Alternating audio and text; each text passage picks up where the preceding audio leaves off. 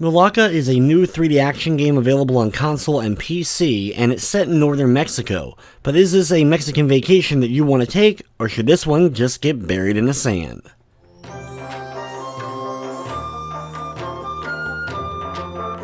In Mulaka, you take the role of Mulaka, who is a shaman who has to learn some new abilities from demigods that he meets along his journey.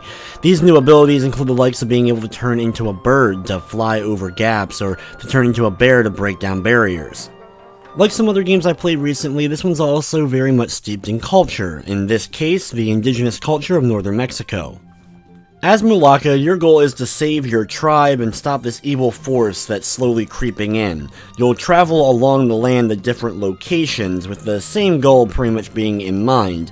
You must go around, beat up and kill enemies, and find crystals. Finding all 3 crystals will unlock a door that you can then go on to face a boss and move on to the next area.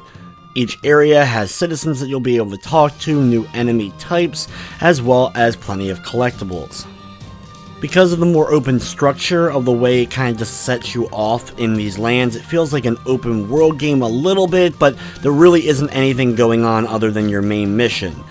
The biggest aid from Mulaka, other than his weapon, is going to be the spirit mode that you're able to go into. This allows you to see important items as they're highlighted, be able to see enemy health bars, and most importantly, be able to see important objective goals so that you know exactly where you're supposed to be heading. Mulaka is armed with a spear, and it works pretty well. You have a light and heavy attack, and alternating them of course will help out, though most of the time I just mashed the light attack until I had to use the heavy attack in order to break a shield or to flip an enemy over, which is the case from time to time. The game has an okay variety when it comes to enemy types. You're going to see a lot of the same enemies over and over again, and even a few that are just kind of modified or bigger versions of other enemies you've already been fighting.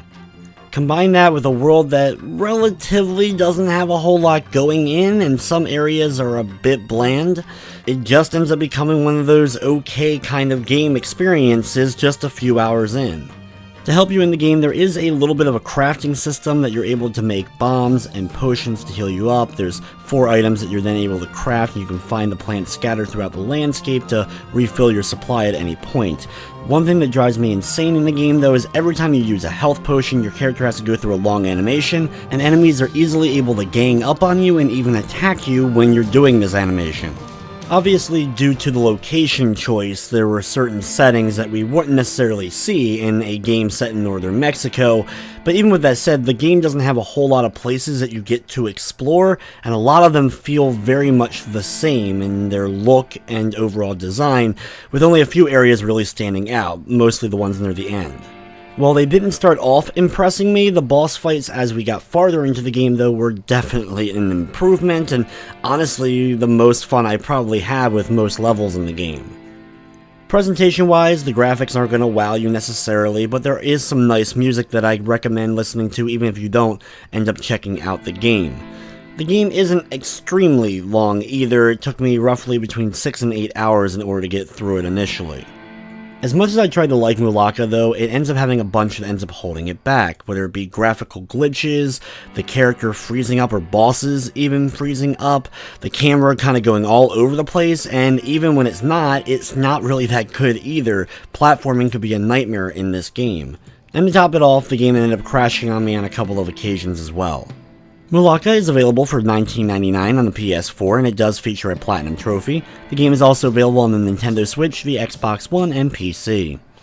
Overall, Mulaka feels like a middle-of-the-road 6th generation action-adventure game, the kind that would fit around the Zurich or Nightcaster on the Xbox. It's decent in spots, but just doesn't have enough to really be truly worth seeking out. With everything said, I'm going to be giving Mulaka a 5 out of 10. But anyway guys, this is going to wrap up this review. I'd like to thank you for watching, and of course I hope you enjoyed.